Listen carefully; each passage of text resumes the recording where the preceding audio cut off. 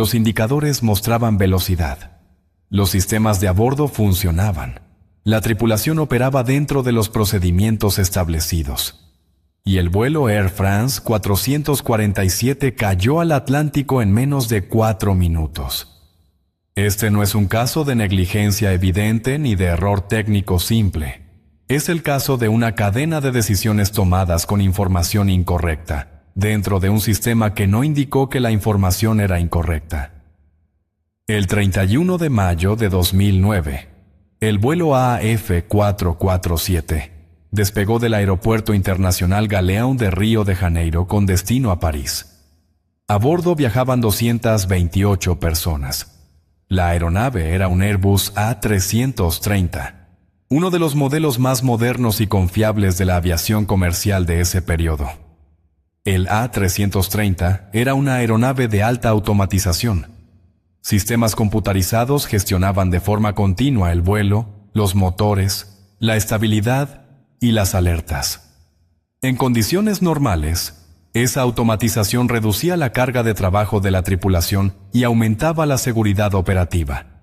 Era, por diseño, un sistema en el que se podía confiar. La tripulación estaba compuesta por 3 pilotos, el comandante, con más de 11.000 horas de vuelo, y 2 copilotos que se turnaban en cabina durante el vuelo nocturno. En el momento crítico, el comandante descansaba en la zona de descanso de la tripulación, una práctica estándar en vuelos de larga distancia. Los 2 copilotos operaban la aeronave. Ambos tenían experiencia y ambos habían operado en condiciones similares con anterioridad. A la altura del Atlántico ecuatorial, la ruta cruzaba una zona conocida por sus sistemas de tormentas tropicales. Esto no era inusual. Los vuelos transatlánticos atraviesan esa región de forma rutinaria. Los protocolos existían para ese tipo de condiciones, y la tripulación tenía experiencia operando en ellas. La aeronave se encontraba en crucero a aproximadamente 38.000 pies de altitud, en vuelo nocturno sobre el océano, sin referencias visuales externas.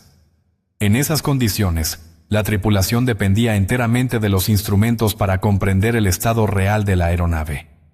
Esa dependencia era normal. Era la forma en que se opera en vuelo nocturno sobre océano. Lo que no era normal era lo que estaba a punto de ocurrir dentro del sistema de instrumentación, de forma silenciosa, sin alarma previa y sin que ningún indicador visible lo anticipara. A las 2:10 horas UTC, mientras la aeronave cruzaba una zona de turbulencia, los tubos de pitot, los sensores externos que miden la velocidad del aire, se obstruyeron temporalmente por cristales de hielo. Esta obstrucción generó lecturas de velocidad inconsistentes. Ante esa inconsistencia, el sistema desconectó el piloto automático de forma automática, tal como estaba diseñado para hacerlo. El copiloto a cargo de los controles en ese momento tomó el mando manual. Hasta ahí, el procedimiento era el esperado. El problema comenzó en lo que ocurrió inmediatamente después. Al tomar los controles, el copiloto aplicó una entrada de morro hacia arriba, es decir, inclinó la nariz de la aeronave hacia arriba. Según el informe final del Bureau d'Enquêtes et d'Analyses, el BEA, publicado en 2012, esta acción no correspondía a la situación real de la aeronave en ese momento. Sin embargo, era coherente con la información que los instrumentos disponibles le estaban entregando. La aeronave comenzó a perder velocidad y altitud. Las lecturas de velocidad seguían siendo inconsistentes. El sistema de protección de pérdida aerodinámica, diseñado para alertar cuando la aeronave pierde sustentación, se activó y luego se desactivó de forma intermitente, debido precisamente a las lecturas erróneas de los sensores. Esa intermitencia redujo la claridad de la señal de alerta en un momento crítico. Durante los minutos siguientes, la aeronave descendió de forma sostenida. El comandante regresó a cabina. Los 3 pilotos operaban con lecturas de velocidad que, según el informe del BEA, eran en varios momentos contradictorias entre sí y con la situación real de vuelo. La investigación documentó que en ningún momento de la secuencia la tripulación identificó de forma clara que la aeronave estaba en pérdida aerodinámica real, a pesar de que las alertas se habían activado. La entrada de morro hacia arriba se mantuvo de forma predominante durante la fase de descenso. Según la física del vuelo, esa entrada agravaba la pérdida aerodinámica en lugar de corregirla, pero dentro del marco de referencia disponible para la tripulación en ese momento. La acción tenía una lógica interna. Si la aeronave desciende, se inclina la nariz hacia arriba. A las 2:14 hora UTC, 4 minutos después de la desconexión del piloto automático, el vuelo AF447 impactó la superficie del Atlántico. La aeronave descendió desde aproximadamente 38.000 pies en ese intervalo de tiempo. Los 228 ocupantes fallecieron. Los restos de la aeronave fueron localizados en el fondo del océano en 2011, casi 2 años después del accidente. Las cajas negras fueron recuperadas ese mismo año, a más de 3.900 metros de profundidad, lo que permitió reconstruir con detalle la secuencia de eventos dentro de la cabina durante los últimos minutos del vuelo.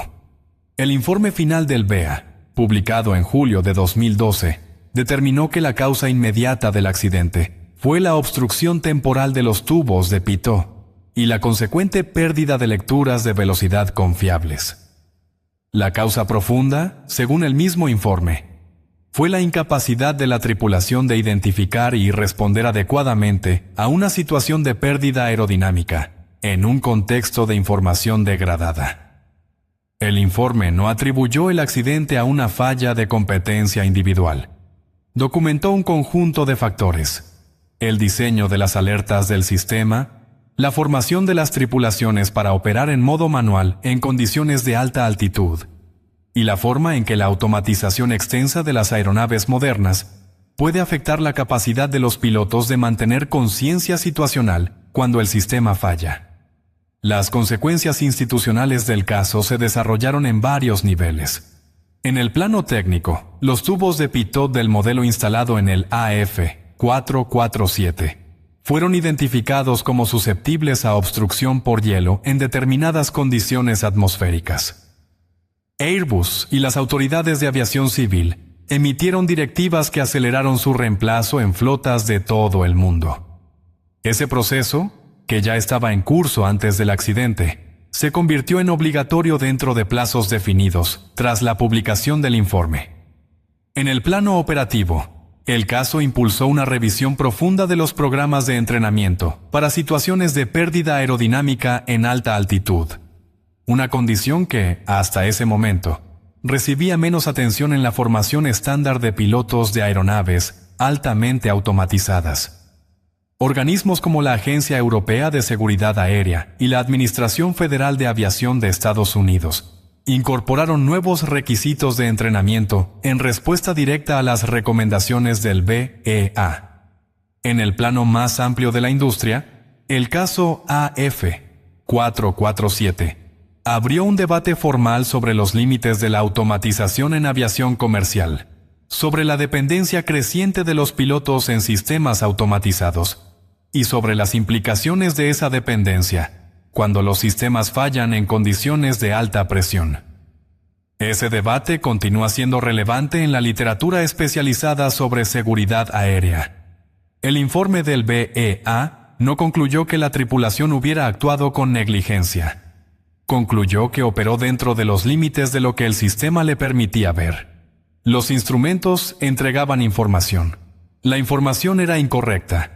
Y dentro de ese marco, cada decisión tuvo una lógica. El problema no fue que la tripulación ignorara los datos. El problema fue que los datos que tenía no describían la situación real.